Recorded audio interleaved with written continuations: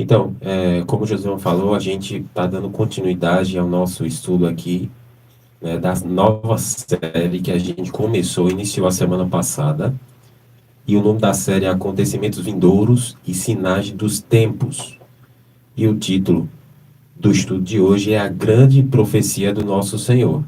Só que a parte 2 a gente começou na semana passada. A pergunta de agora, né, dando continuidade, é contra quais enganos Cristo nos previne? Ok, Paulinho, Gleice, pode repetir aí? a pergunta é: contra quais enganos Cristo nos previne? Né? A gente viu vários sinais semana passada sobre as profecias da lei de Mateus capítulo 24, não é isso? Onde os discípulos perguntaram, né, que sinais haverá, né, desses acontecimentos com relação à destruição do templo e os sinais que antecederiam a volta de Cristo, né, e o fim do mundo. E aqui a pergunta é: contra quais enganos Cristo nos previne? Ok. Bom, em Mateus capítulo 24, né, no verso 23 e 24, Jesus ele nos previne dos enganos aí dos últimos dias. E até ele faz como a gente já mencionamos no estudo anterior, ele faz uma ligação tanto com os enganos que surgiriam ali por ocasião da destruição de Jerusalém, né, antes da destruição, e também do final do mundo, né, do fim deste mundo, haveria enganos, como aconteceu também no passado. E se referindo aos últimos dias, ele diz assim, né, então, se alguém vos disser aqui o Cristo, ou ele ou ali, não acrediteis, porque surgirão falsos cristos e falsos profetas, operando grandes sinais e prodígios, para enganar, se possível, os próprios eleitos. Então, o próprio Senhor Jesus Cristo falou que ia vir pessoas afirmando ser o Cristo, ser Ele, né, falsos profetas, mensageiros, supostos portas-vozes de Deus, operando grandes sinais e prodígios para enganar, se fosse possível, os próprios eleitos. Então, contra esses enganos, Cristo, ele preveniu assim os seus discípulos, os seus seguidores em todos os tempos.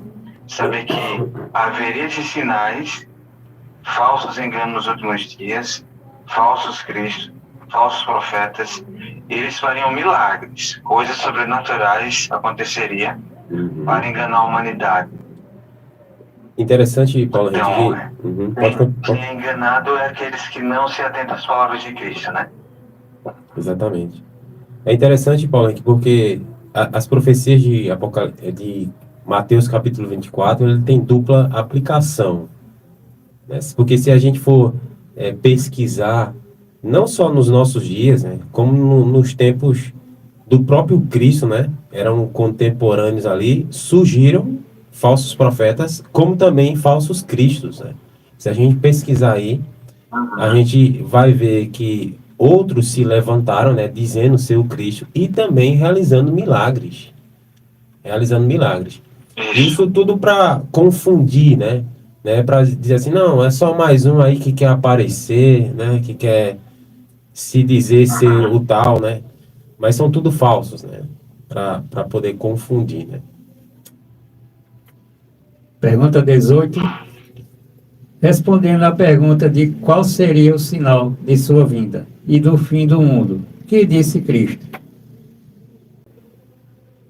Agora a gente vai estar remetendo de fato, né, os sinais da vinda de Cristo, né, do fim do mundo, né? Porque semana passada a gente estava falando de alguns sinais, a gente estava remetendo mais à questão da destruição, né, de Jerusalém, do templo, né, de que eles seriam perseguidos, né, quando vires Israel cercada de exércitos, né, então é hora de vocês fugir, né, então tudo isso aconteceu, né, como Cristo tinha predito. E agora a gente vai tocar mais nesse assunto, né, dos acontecimentos, dos sinais que antecedem a vida de Cristo. Que sinais a gente poderia destacar, Paulo Henrique? Então, quando se fala de sinais, o próprio Senhor Jesus Cristo, em Lucas capítulo 21, verso 25 e 26, ele diz assim: haverá sinais no sol, na lua e nas estrelas. Sobre a terra, angústia entre as nações, em perplexidade por causa do bramido do mar e das ondas. Haverá homens que desmaiarão de terror pela expectativa das coisas que sobrevirão ao mundo, pois os poderes dos céus serão abalados. Então, o próprio Senhor, ele falou, né? Haverá sinais no sol, na lua, nas estrelas, angústia entre as nações, né? Entre a humanidade, por causa do bramido do mar e das ondas. E haverá homens que vão desmaiar de terror pela expectativa das coisas que sobrevirão ao mundo. O sinal aí, no sol, na lua, o sol já se escureceu, esse dia ficou registrado na história. Eu tenho aqui em mãos o livro Daniel Apocalipse, de Uri Smith, no qual ele fala sobre as profecias. Existe muito conteúdo para falar sobre o escurecimento do sol, da lua, a queda das estrelas. Então, tudo isso sinais que aconteceria antes da volta de Jesus, que seria após, né, a grande tribulação, a grande perseguição que sofreram o povo de Deus no passado, os mártires, os 1260 anos de perseguição. Jesus também falou que haveria angústia entre as nações por causa do bramido do mar e das ondas. Você vê aí quantos tsunamis, né, houve aí no mundo, e trouxe perplexidade, angústia, né? E fala que homens iriam desmaiar de terror. Eu penso que isso aí se encaixa na questão da como estaria as emoções, né, da humanidade, né, diante dos sinais, diante das coisas que têm acontecido no mundo, iam chegar a desmaiar de terror, né, pela expectativa das coisas que sobrevirão ao mundo, iriam ficar aterrorizados, né, pois os poderes do céu serão abalados, né. Cristo conclui com essas palavras. O Paulo, de fato acontece alguns sinais, alguns fenômenos, né? Com relação ao Sol, a gente pode falar de eclipse, né? Esses dias estava dizendo assim, a lua escura, que ia ter sábado agora, tal. E tem muitas pessoas que querem remeter aquilo que foi predito nas escrituras, né? Mas esses acontecimentos são fenômenos que acontecem em ciclo, né? Só que quando a Bíblia fala, né, haverá sinais no sol, na lua e nas estrelas, né? Eu queria até partir para a próxima pergunta, né? Quando deveriam aparecer os primeiros desses sinais, desses no qual realmente Cristo mencionou que queria acontecer, né? E após após que acontecimento que a gente poderia de fato dizer, não, realmente está acontecendo aquilo que Jesus predisse, né? Porque haverá sinais no sol, e na lua e nas estrelas. Ok, haveria sinais no sol, nas luas e nas estrelas, mesmo antes de Cristo ter vindo ao mundo, né? Os eclipses, né? Pelos fenômenos naturais. Mas quando deveriam, de fato, acontecer essa profecia que Cristo realmente predisse em Mateus 24? Isso referindo à pergunta 19. Ok. Bom, ele diz assim, né, em Mateus 24, verso 29, ele diz assim: logo em seguida, a tribulação daqueles dias, se referindo aí ao tempo de perseguição, a perseguição papal, né, que durou 1260 anos. Então, logo em seguida, a tribulação daqueles dias, se referindo a esse período de perseguição, o sol escurecerá, a lua não dará sua claridade e as estrelas cairão do firmamento. Logo em seguida, esse período de tribulação, de perseguição que houve aos fiéis, o sol escureceu. Veja, não foi um eclipse.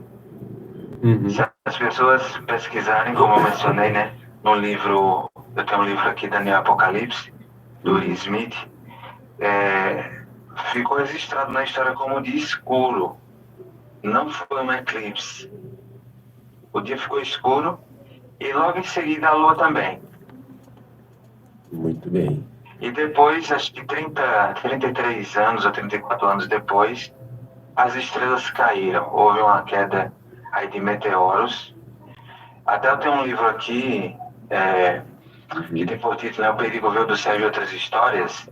E nesse livro menciona uma família que estava viajando e presenciou, né, a queda das estrelas aí de meteoros. Então, realmente, esses sinais que Jesus fala aconteceram e ficaram registrados. Ou seja, não foi algo como um eclipse e tal, não. O dia ficou escuro, houve um escurecimento do sol, da lua, assim como ele disse. Entendi. Pergunta 20. Como é isto expresso por São Marcos? Marcos também relata, né, as palavras de Cristo também, né, com referência aos sinais do tempo do fim, né? Como é expresso por Marcos? Então, aqui diz assim, em Marcos capítulo 13, verso 24 e 25. Mas naqueles dias, após a referida tribulação, o sol escurecerá. Não, após a referida tribulação. Teria que ter, na ordem das profecias, aconteceu a grande perseguição aí, por Roma papal, repetindo, né, mais uma vez, aos fiéis, aqueles que queriam viver em toda a palavra de Deus. Então, depois dessa referida tribulação, o sol escurecerá, a lua não dará a sua claridade, e as estrelas cairão no firmamento, e os poderes dos céus serão abalados. Então, Marcos, ele expressa, né, da mesma forma que o evangelista Mateus. Pergunta 21. Quando ocorreu um fenomenal escurecimento do Sol? Olha, quando aconteceu, né? Isso foi registrado no dia 19 de maio de 1780. É conhecido na história como dia escuro, naquele dia em larga extensão do Novo Mundo, para o qual todos os olhos então se voltavam. Ocorreu ao meio-dia uma fenomenal escuridão. Acenderam-se luzes em muitas casas, os pássaros silenciaram e desapareceram, as galinhas se retiraram para os poleiros, em harmonia com a impressão que Deus claramente predissera, seria produzida pelo sinal. Muitos pensaram haver chegado o dia do juízo. Então veja, olha, isso se deu, ocorreu ao meio-dia, o dia ficou escuro de repente. Aí não foi um eclipse, né? O dia ficou escuro e as atividades aí que o pessoal estava fazendo, até os animais, né, pararam suas atividades, achando que tinha chegado a noite, se recolheram e se cumpriu aí a profecia do Nosso Senhor, né? Que o sol iria se escurecer. Muito bem. Pergunta 22. Quando recusou a lua dar a sua luz?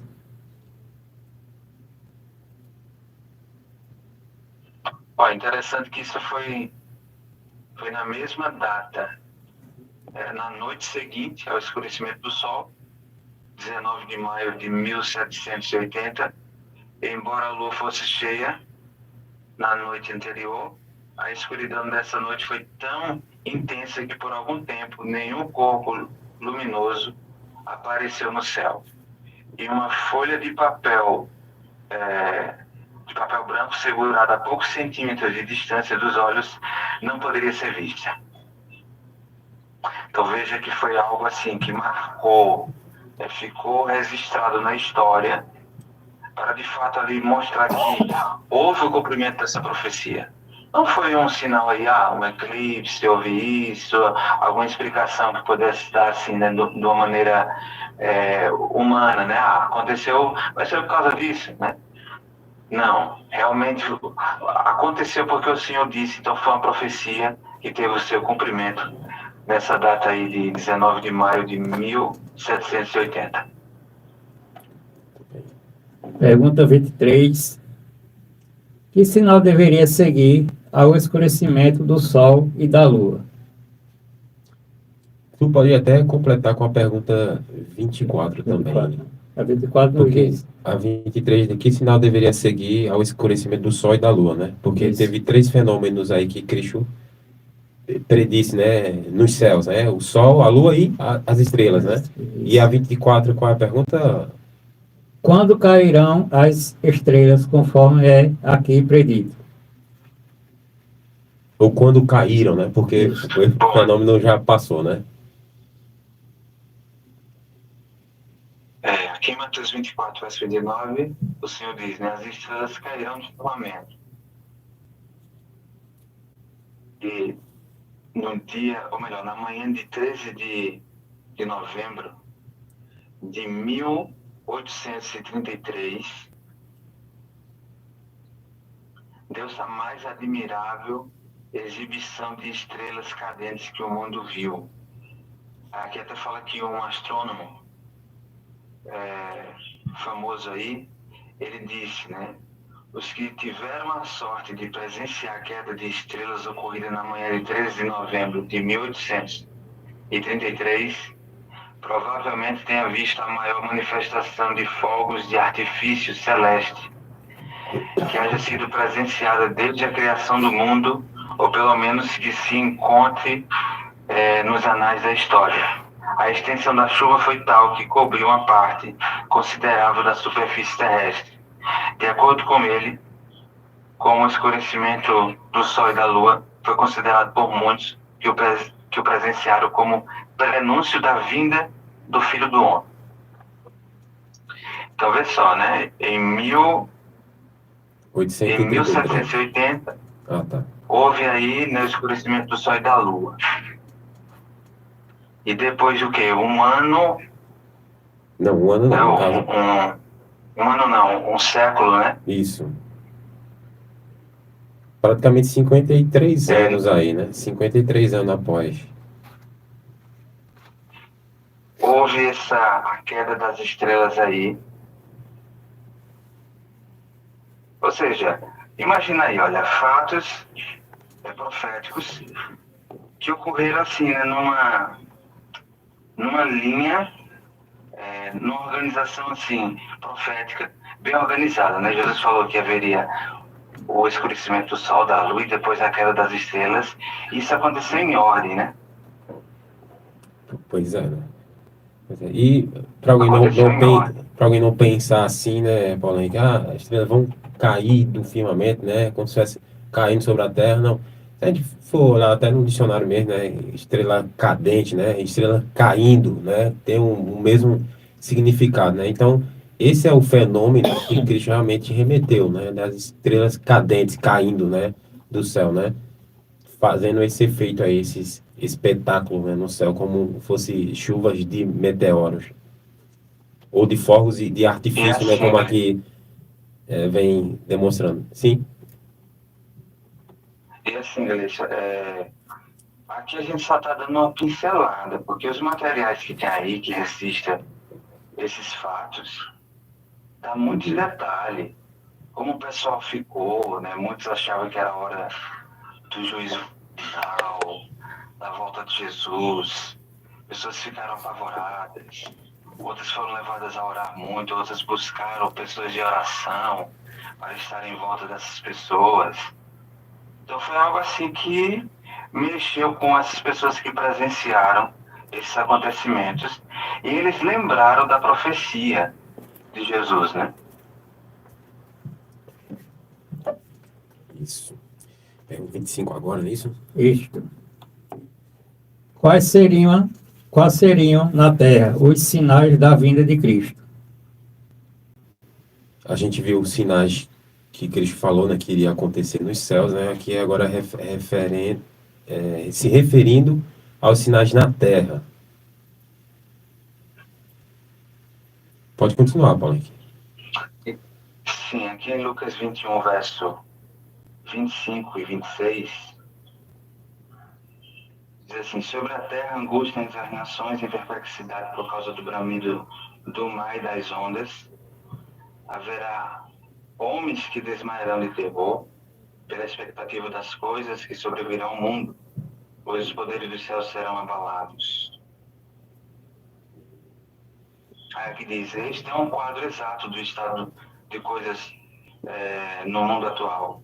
Em face da avidez de ganho, ilegalidades, licenciosidade, violência crescente, luta entre o capital e o trabalho, complicações internacionais, preparativos bélicos, as nações estão perplexas e o coração dos homens teme de temor ao enfrentar o futuro.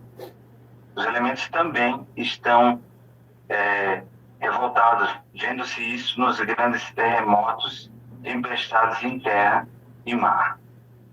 Então, isso tem acontecido, né? Eu acredito que nós aqui já presenciamos. Eu lembro que, quando falo aqui, né, sobre o bramido aí do mar e das ondas, eu lembro daquele grande tsunami que houve em 2004, se não me engano foi 2004, né, no qual deixou o mundo aí em grande perplexidade, né? Então isso tem acontecido, né? Todos esses sinais, o que Cristo ele profetizou, que ele falou, se cumpriu e tem se cumprido. Isso.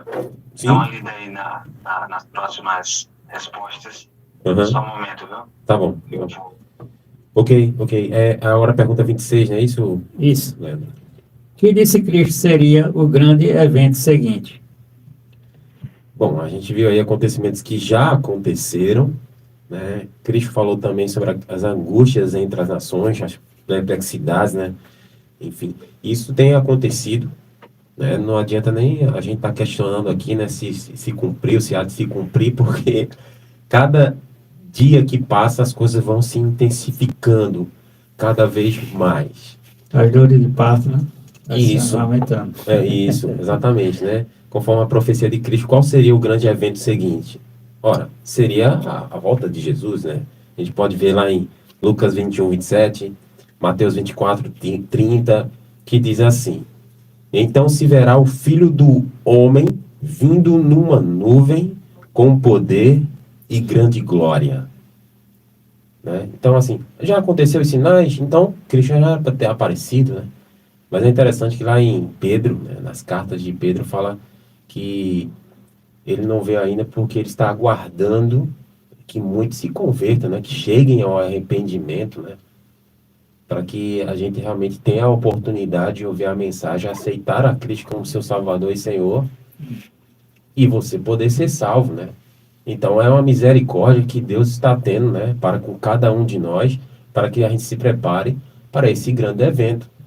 Agora, se a gente não se preparar, infelizmente a gente vai ficar, né? Pergunta 27. Que disse Cristo deveria seu povo fazer quando estas coisas começassem a acontecer? Será que a gente tem que ficar com medo? Será que a gente deve nos esconder, né? Fugir, se lamentar? Qual deve ser a reação do povo que aguarda a vinda de Cristo, né? Lucas 21, 28 diz assim, ó: ora, ao começarem estas coisas a suceder, exultai e erguei a vossa cabeça, porque a vossa redenção se aproxima. A gente tem que ficar alegre, né? Feliz pela volta de Cristo, né? Na nossa grande expectativa, né? De ver Cristo voltar nas nuvens dos céus, para poder acabar, né, com toda a maldade, né, todo o lamento, e assim a gente possa viver com Cristo, né, eternamente, assim como ele tem prometido. Infelizmente, aquele que não tiver preparado, né? Vão pedir para que os montes caiam sobre eles, né? Caiam sobre ele, né? Então vai existir dois grupos, né? Pode falar. É por isso que quando muitas pessoas falam, né, vamos estudar o livro de Apocalipse, fala misericórdia. Vai falar sobre as bestas surgindo do mar, anjo com vários olhos, uma pessoa lá com 4 cabeças, não sei o quê, começa a ter medo. Mas para nós o livro de Apocalipse é um livro de esperança, né? É o último livro da Bíblia, que é um livro de esperança que fala sobre a volta de Jesus. Por isso que diz que orar quando essas coisas começam a acontecer. Porque a gente orando, a gente já tem a certeza plena da volta do nosso Senhor Jesus Cristo. A gente não vai temer as coisas que estão acontecendo neste mundo. A gente vai ter a plena convicção que tudo que está acontecendo é porque o nosso rei está voltando. Então, a gente tem que se preparar, orar e olhar para cima e se levantar na sua cabeça. Porque olhando para cima, nós vamos dizer, não, muito em breve, o meu Pai, meu Senhor Jesus, vai rasgar essa nuvem dos céus e eu vou subir com ele para morar para toda a eternidade.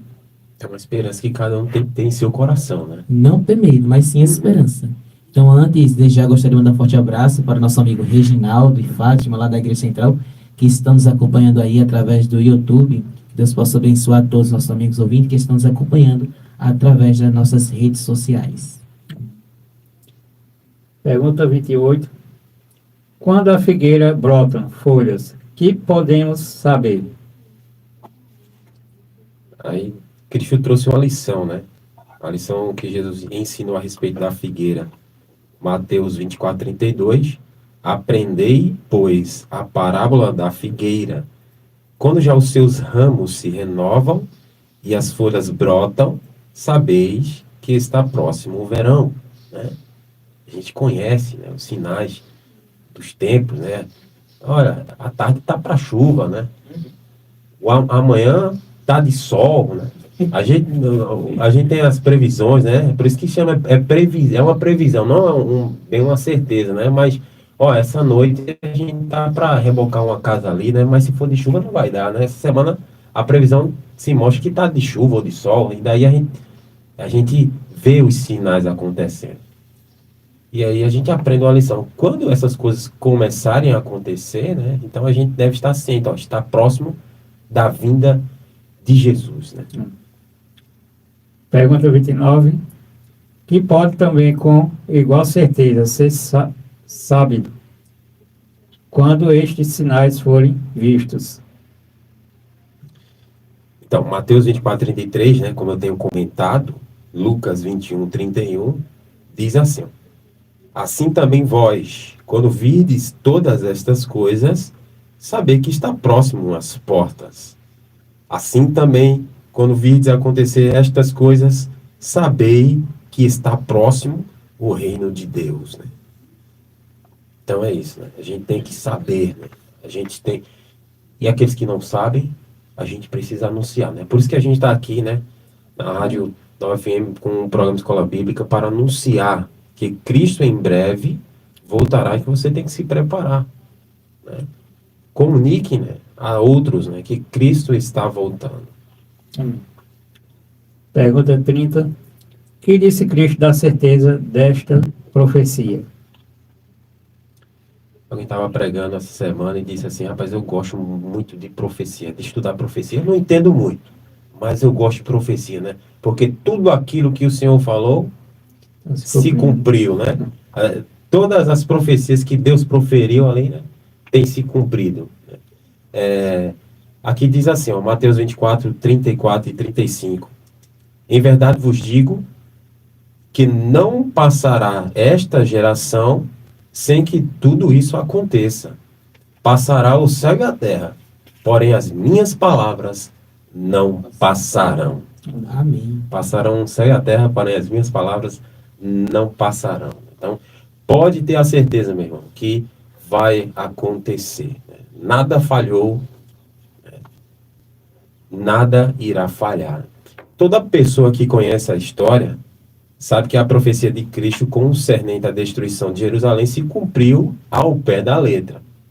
Igualmente, podemos assegurar que as predições de Cristo referentes ao fim do mundo se cumprirão certa e literalmente. Amém por isso. Então, Nós somos a última geração, né? Segundo a profecia. Com certeza. Eu também creio. Nós somos a última geração, né? Amém, amém. Antes da continuidade da próxima pergunta, gostaria de mandar um forte abraço aí para Jefferson, da Igreja Central, né? Creio eu, lá de Agrestina. Está mandando aqui uma foto para a gente, está nos acompanhando. Que Deus possa abençoar você grandemente, Jefferson. Amém. Um É abraço, prazer Jefferson. ter você aí nos acompanhando no nosso programa. Ancião da Igreja Central lá de Agrestina. Um abraço. Abraço também para minha esposa Maria também, né? Pode ser que ela não tenha ouvido eu ter falado no início, né? Estou falando agora, muitas vezes ela cobra. Pergunta 31. Quem somente sabe o dia exato da vinda de Cristo? É pergunta 31, não é isso? Isso. A pergunta aqui, né? De acordo com Cristo, qual seria a condição moral no mundo precisamente antes do seu advento? Repete a tua pergunta para ver se encaixa com a pergunta aqui. Quem somente sabe o dia exato da vinda de Cristo?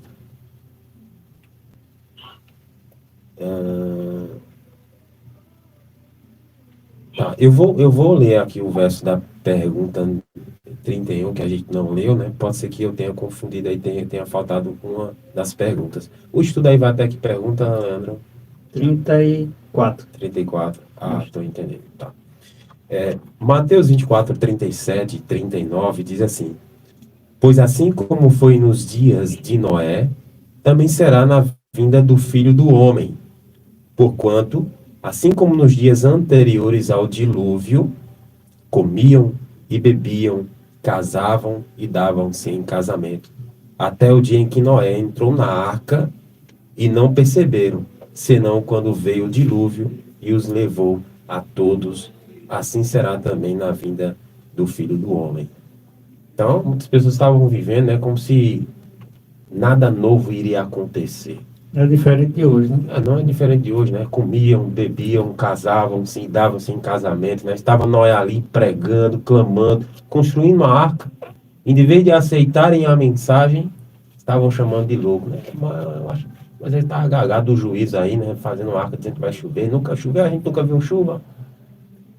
E muitas pessoas vão questionar, né? Olha, desde nossos pais aí, né? Dizendo que Cristo vai voltar, né? Onde está a promessa da sua vinda, né? Que desde nossos pais dormiram, não aconteceram, né? Irão escarnecer, né, daqueles que estão proclamando a vinda de Jesus. Mas a sua vinda é certa, né?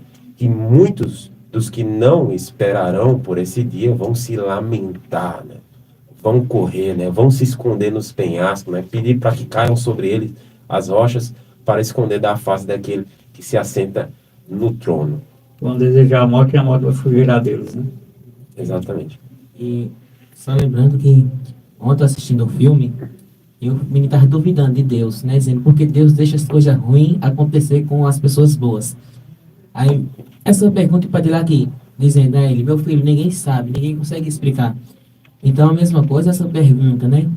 Quem somente sabe o dia exato da vida de Jesus? Então, diz que nem ninguém, nem o Filho de Deus, sabe. Então, não questione o dia e a hora que Cristo Jesus voltará. Porque nem o seu único filho sabe, somente o Pai. Tá. As perguntas estavam trocadas aqui. Quem somente sabe o dia exato da vinda de Cristo, né? Aí depois dessa pergunta, Leandro, aí pode pular para 33, certo? Então, quem é que sabe o dia da vinda de Cristo, né? Quem é que sabe? Mateus 24, 44 diz assim: Por isso, ficai também vós apercebidos, porque a hora em que não cuidais, o Filho do Homem virá. E daí, não é essa a resposta, né? Mas eu acho que é porque está faltando uma pergunta aqui do livro, por isso que eu perdi o acompanhamento. Mas o Cristo mesmo falou, né? A respeito daquele dia e a hora, ninguém sabe. Somente o Pai. Nem os anjos, né? Ele disse, nem o Filho, senão o Pai, né? Queria só abrir aqui um parênteses assim. Hoje, né? Cristo, ele sabe o dia da sua volta, né? Creio, né? Porque Jesus estava na condição humana, né? Estava limitado pela natureza humana, né? Deus revelou muitas coisas, né? Para o Filho, né? Em revelação, em visões e tudo mais, né? Deus falou com Cristo, né? Mas a respeito do dia, até então, só Deus, o Pai, é que sabe o dia da sua vida. Pode continuar, né? Não se preocupe com o dia, né? Se preocupe em se preparar. Exatamente. Igual sempre eu digo na pregação. Quarta-feira eu estava pregando lá no Novo Horizonte, né? Aí sempre eu comento sobre a volta de Jesus. É sempre importante tocar nesse assunto. E eu digo assim, muitas das vezes nós falamos, eu queria tanto que Jesus Cristo voltasse, ou Senhor, volta logo, mas ele vai voltar, não precisa você querer apressar não. Mas você está pronto para recebê-lo? Você está preparado para a volta de Jesus? E se ele voltar e você ficar? Então, né? peça a ele para voltar e você está pronto, não é nem se preparando, já está pronto Ele volta, para a sua volta. Você não está preparado, você vai estar destinado à condenação. Não, Senhor, o que o Senhor vê agora? Me dá mais um tempinho para eu me preparar. Não, então, o tempo acabou, né? Quando a trombeta soar, acabou. Então não dê desculpa, se prepare hoje, porque o Cristo Jesus, nosso noivo, está perto de vir. Penúltima pergunta. Visto não sabermos o dia exato da vida de Cristo, que importante advertência nos é feita? A gente acabou comentando aqui, né? Mateus 24, 44. Por isso ficai também vós apercebidos, porque a hora em que não cuidais, o Filho do Homem virá. Então, assim como o povo lá antediluviano, né, não sabia exatamente o dia que ia chover, né? Mas quando começou a chover, aí eles se desesperaram, né? Querendo entrar na arca, né? Noé, abre aqui a porta, tal, não sei o quê. E daí não teve mais chance, porque a porta da arca já havia se fechado. Quando a porta da graça se fechar, não vai haver mais solução para ninguém. Última pergunta. Qual será a experiência dos que dizem no coração que o Senhor tardará? Jesus alertou também aí, né? Mateus 24, 48 a 51. Mas se aquele servo, sendo mal, disser consigo mesmo, meu Senhor demora, e passar a espancar os seus companheiros e a comer e beber com ébrios, virá o Senhor daquele servo em dia em que não o espera e em hora em que não sabe, e castigá-lo-á, lançando-lhe a sorte com os hipócritas. Ali haverá choro e ranger de dentes, né? Então, meu servo demora a vir, né?